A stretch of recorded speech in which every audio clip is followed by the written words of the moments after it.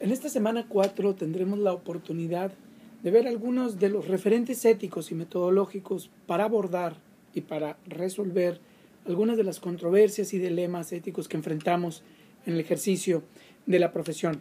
Quisiera iniciar esta breve sesión que vamos a tener el día de hoy con una primera aproximación acerca del dilema que vivió el protagonista de la situación que ustedes vieron, pues en esa disyuntiva de si declarar, hacerle caso más bien a su contador entre declarar menos de lo que le correspondía o bien tratar ya prácticamente de hacer una evasión de carácter fiscal. En ambos escenarios, obviamente que él iba a obtener un buen rédito de carácter económico. Sin embargo, bueno, la situación pudiera parecer a los ojos de algunas personas, en apariencia, pues una cuestión meramente técnica, es decir, si no hay un problema o una implicancia de carácter legal, ya que hay un vacío o una laguna legal, pues entonces podría parecer una cuestión razonable que las personas pues aprovecharan estos vacíos, estos huecos del marco de lo legal para poder llevar a cabo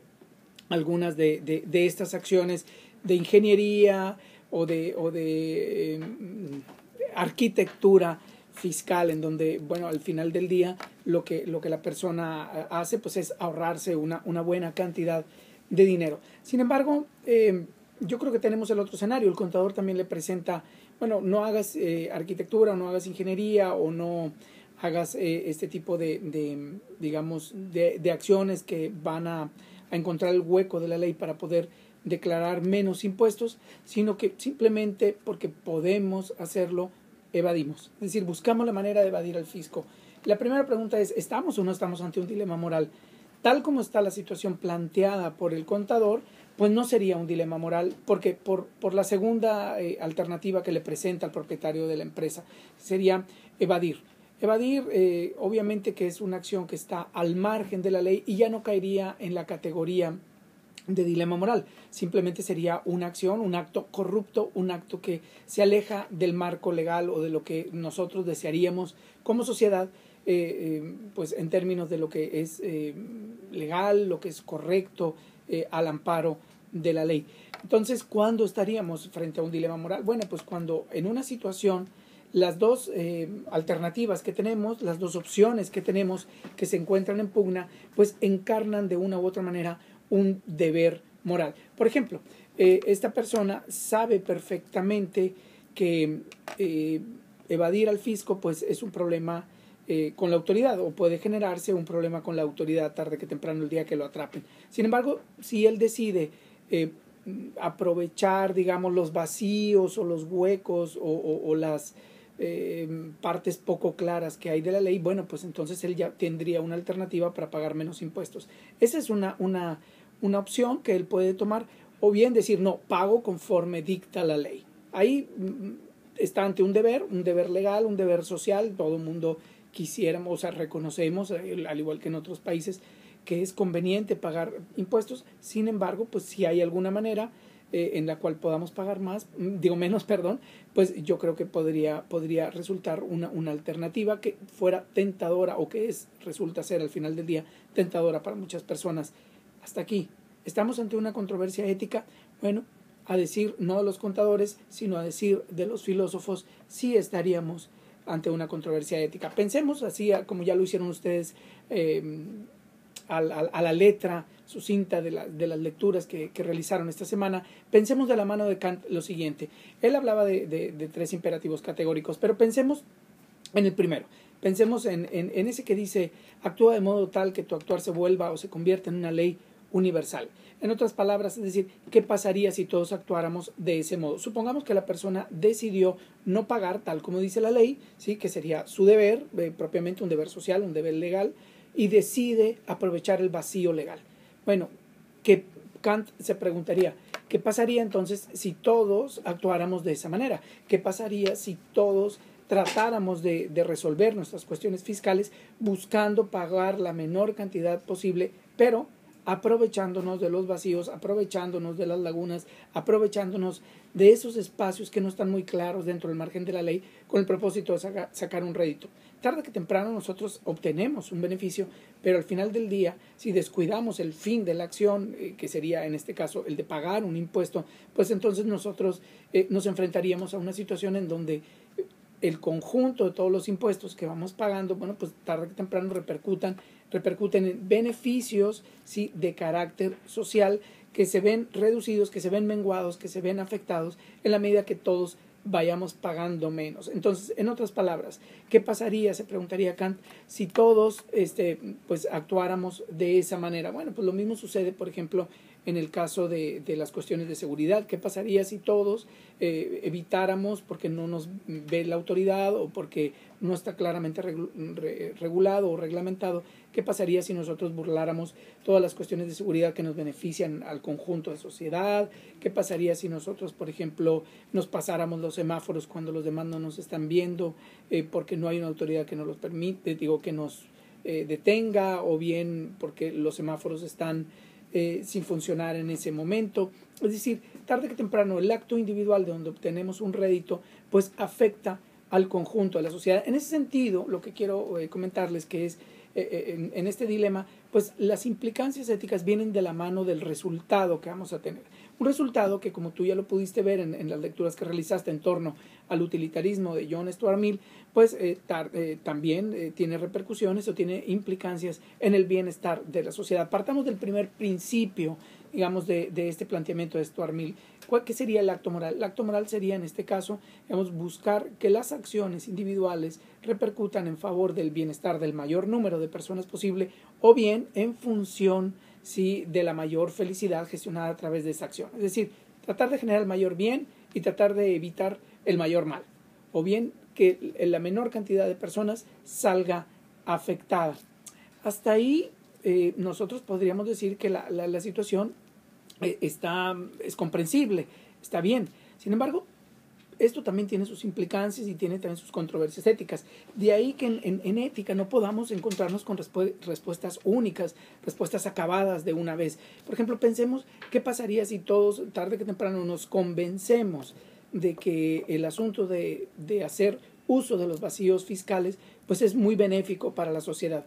Es claro que obviamente que en la medida que recaude menos el Estado, pues menos servicios sociales vamos a tener y menos beneficios en favor del conjunto de la sociedad vamos a disfrutar. Eso es evidente, o sea, no podemos hacer cosas con ausencia de recursos, o sea, no podemos construir carreteras, puentes, servicios educativos, servicios de salud, seguros para el desempleo, a punta de discurso. Necesitamos construirlos a partir de una base económica que es en principio la recaudación.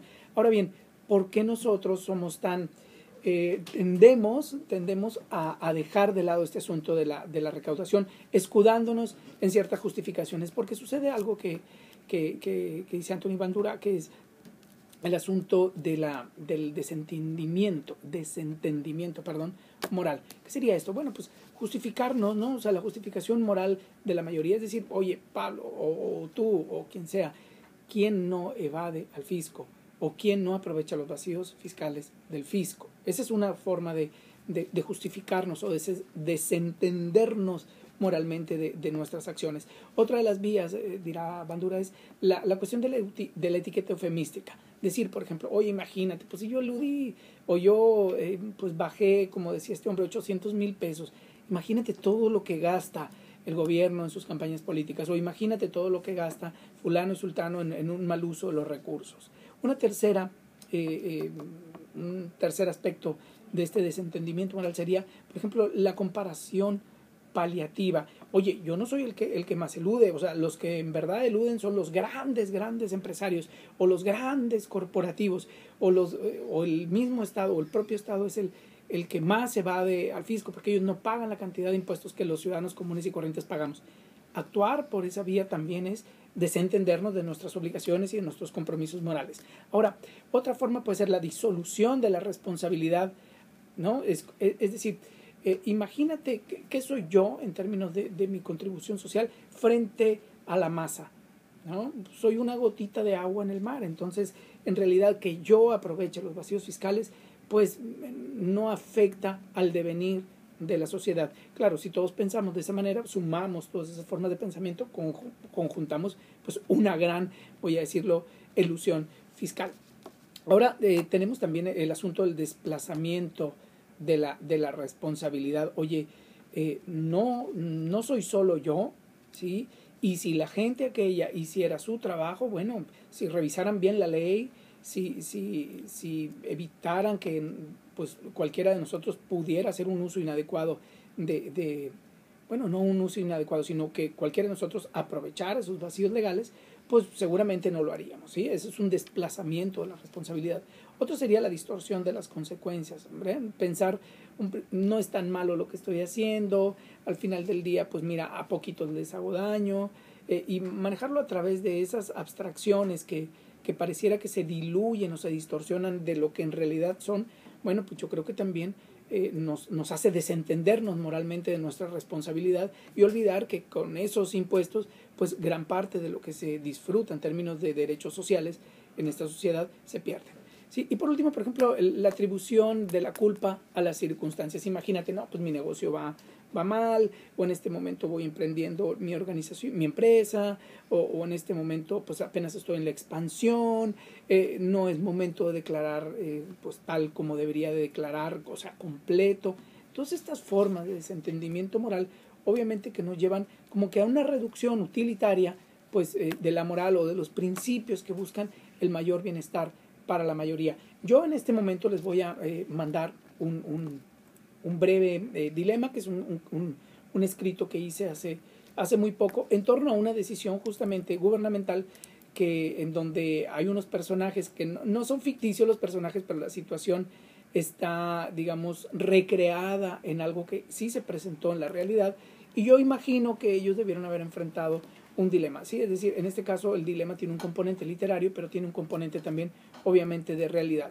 Entonces, lo que les voy a pedir, por favor, es que ustedes lean con detenimiento cuál es la situación que se presenta. En realidad es, imagínense, cuando fue el presidente de la República y tuvo un encuentro con el primer ministro de Canadá, acá en México, pues lo acompañaron al ministro de Canadá, algunos empresarios, y estos decidieron invertir en la ciudad de Tijuana en una compañía para tratar residuos tóxicos. Bueno, pues la inversión repercutía en beneficios directos, concretos, tangibles para la comunidad, pero también tenía algunas implicancias en términos de lo que representaba la estabilidad o la seguridad ecológica, no solamente del presente, sino de las generaciones venideras. Entonces, yo lo que les voy a pedir es que apliquen el método de las 3 etapas y de las 8 preguntas.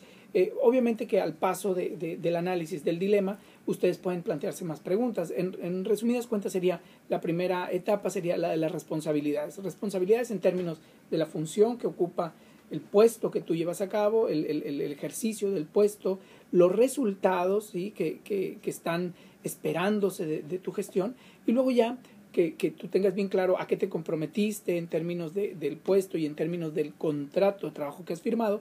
Pasemos al análisis de la cuestión moral. No solamente la dimensión de lo legal, de lo contractual, sino que nos importa, estamos en un curso de ética, la dimensión de los deberes morales. Y aquí vas a encontrar deberes personales, es decir, va en contra o va a favor de tus valores morales aquella actividad. 2, la cuestión de los valores profesionales, es decir, el colegio de profesionistas en el cual tú estás o estarás adscrito avala esa decisión, estaría de acuerdo con esa actuación de tu parte.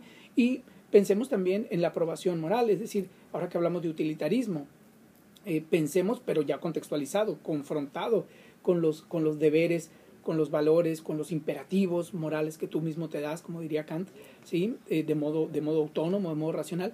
Y entonces pensemos, o sea, ¿la sociedad aprobaría esta decisión que yo voy a tomar? ¿Sí estaría de acuerdo, al menos, aunque sea la mayoría? Y después hay que pensar obviamente en los efectos, es decir, los efectos en términos de los beneficios sociales compartidos, en términos de la no implicancia de los derechos humanos o el no atropellamiento de los derechos humanos, y pensemos también en las generaciones futuras. Es decir, las lecturas que tú acabas de hacer o que vas a hacer en breve, quizá en este fin de semana, te van a permitir poder entender con buenas razones cómo un método tan práctico, de las 3 etapas y de las 8 preguntas, nos puede ayudar de la mano de esos principios que tú vas a revisar en las lecturas, nos puede ayudar para tomar decisiones en nuestra vida cotidiana, en nuestra vida práctica. Tú le podrías recomendar incluso al presidente de la República o bien al presidente de la compañía para la cual trabajas o para la cual trabajarás. Nos vemos pronto.